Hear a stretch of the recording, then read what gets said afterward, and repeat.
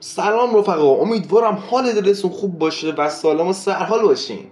من پرهام هستم و کریسمس رو از طرف خودم و خانواده راکستار امتیه به همگی شما عزیزان تبریک میگم.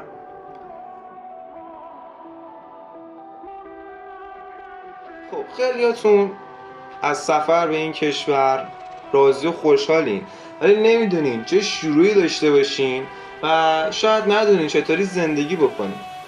با من همراه باشین.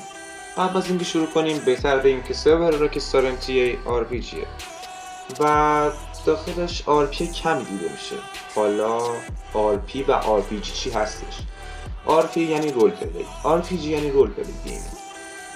تعریف RP یعنی نقش آفرینی کردن به صورت کامل و واضح. شما در زندگی معمولی خودتون روزانه نقش آفرینی زیاده میکنید. برای مثال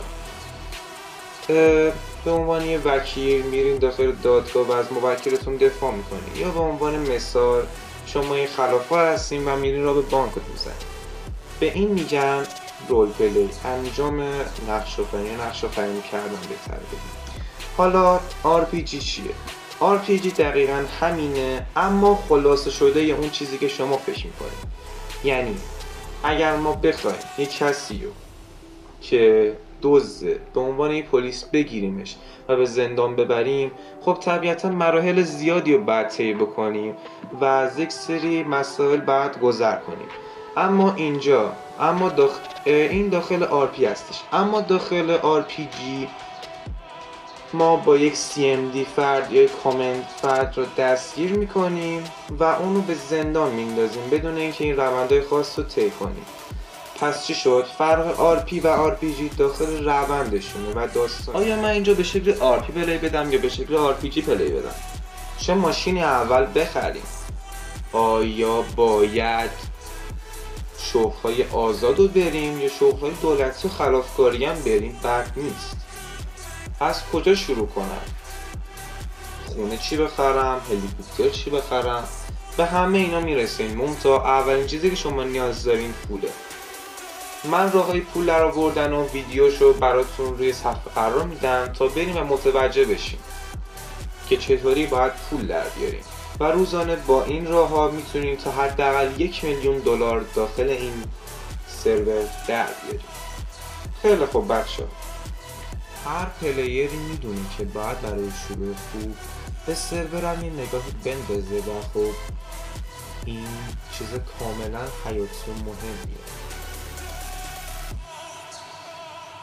پلیرهای خوب سعی میکنن همیشه به سروری نگاهی بندازن. خیلی خوب. و دنبال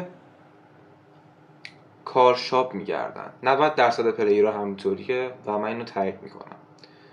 خیلی خوب بچه‌ها، کارشاپ داخل این بازی زیاده، از جمله این که حتی فروشگاه موتور هم داریم و فروشگاه هلیکوپتر هم داریم که من همه اینا رو بهتون داخل مپ نشون میدم. 2 فروشگاه ماشین داخل الوی هستش. این اولین فروشگاه به نام اتوگالری ویکس.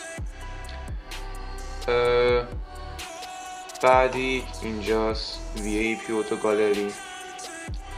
بعدی اینجای بچه ببینین اینجا اتوگالری ایران خودرو، یکی اینجاست. بعدی فروشگاه موتور اینجاست. فروشگاه هلیکوپتر هم اینجاست. فروشگاه ماشین های خفن و لوکس مثل اتوگالری بارگو، ببخشید اگه تلفظش اشتباهه، اینجاست که من هستم. خیلی خوب. اتوگالری جیمز هم اینجاست. و بچه ها من یادم رفت بگم ما حتی اینجا فروشگاه قایق هم داریم که اینجاست.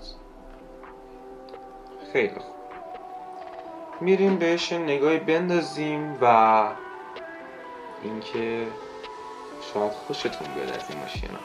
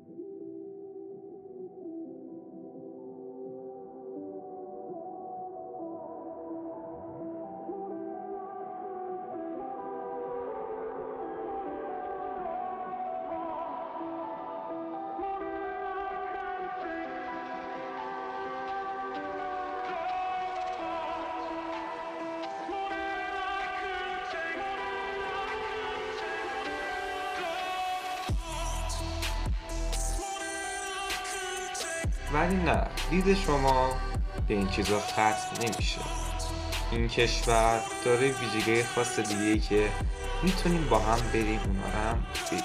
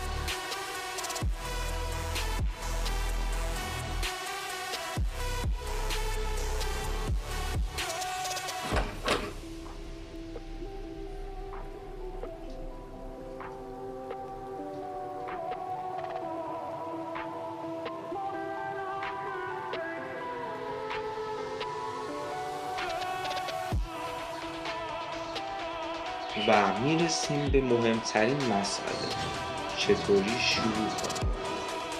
اولین چیزی که برای شروع خوب نیاز دارین داشتن کامپیوتری بالا و پشت کار خودتون که واقعا شروع کردن هم میتونه برای بعضی آسون باشه هم سخت باشه.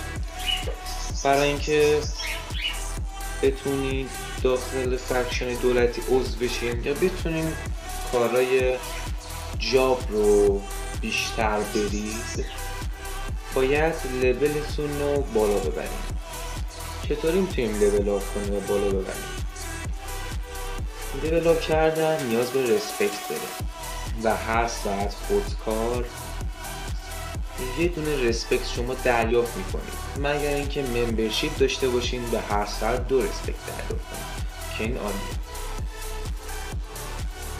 شما برای اول کار لول 1 هستین و خب 2 الی 4 ساعت بیشتر لازم نداریم برای اینکه بتونین لول آپ کنین و هرچی لول شما بره بالاتر کارهای بیشتری براتون باز میشه. پس اولین کاری که میکنین سعی میکنین لول آپ کنین. اگر لولتون 2 شد من بهتون شغل پیتزا دلیوری پیشنهاد میکنم که واقعا شغل خوبیه برای شما و در حداقل 3 یا 2 الی 10 دقیقه میتونین 60 کی در بیارین. این واقعا خوبه. اگر پشتکار بیشتری داشتین، لولتون بالاتر رفت، بهتون شغل‌های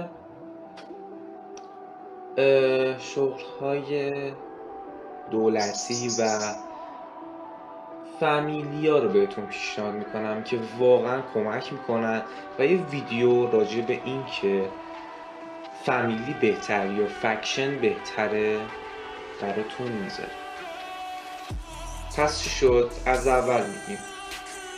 اول تلاش پشتکار، گرفتن تایم پلی. دوم رفتن به شغل‌های آزاد. سوم بر اساس نحوه بازی کردنتونه. من بهتون پیشنهاد میدم که اینجا رو به شکل RPG بازی کنید و RP کردن بیشتر به فکشن ها یا فامیلی ها میخوره که اگر شما عضو فامیلی و فکشن ها شدید، RP پلی دادن براتون میتونه جذاب باشه و قشنگ باشه. این از این. پس سعی کنین RPG پلی بدین، چون هم RP خوبی خودشو داره، هم RPG خیلی قشنگ‌تره و زیباتره و خوب. هر کسی یه نظری داره. مرسی که اینجای ویدیو با هم همراه بودی. سابسکرایب نکردی هنوز؟ بودو سابسکرایب کن. خیلی خوب بچه‌ها، من منتظر سابسکرایب و لایک های شما. پس ویدیو رو قطع میکنم و تا درود دیگر بدرود.